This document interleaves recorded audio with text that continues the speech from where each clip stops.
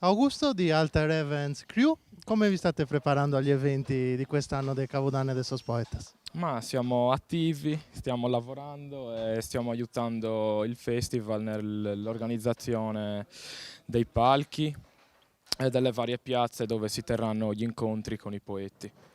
Cosa vi aspettate dall'edizione di quest'anno?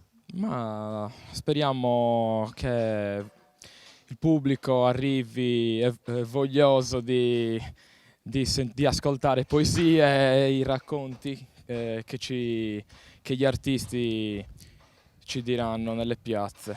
Poi speriamo bene, speriamo che arrivi gente. Sando Luca de Saver da Zonadora, come ti puntando in straballo su post edizione di Ocanno? Sono andando bene. Se sono vari che vezzavo cosa, ho organizzato questa. Se questa parte del streaming, se sono volontario, sono tutto, e nulla, come se sto aspettando questo spettacolo del suo zero, e nulla, è tutto pronto, spero su. Ita savettaisi dessa edizione di Ocanno? Una bella partecipazione, come sto stati rosando, spero sempre in mezzo, e nulla, e spero bene. Michele, si conta un paio di grafiche che hai preparato su Capodanno de Poetas? Allora, questa è la grafica di quest'anno.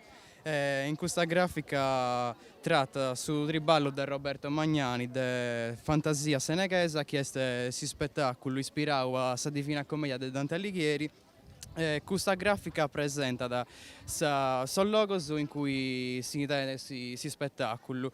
Il logo di este appunto sa mata manna che di este a seguito dei noghe, il purgatorio in una di este saida de Seneghe, so nuraghe de Mesu Maiore in una si tende sa seconda parte del spettacolo con sostenore e so gruppo. Quest'anno ho deciso di riprendere una grafica che rappresenta da De Bruso Saida con appunto sa prensa Muron e con sa persone, sa varza de Gresia e sono logos tipicos de Seneghe.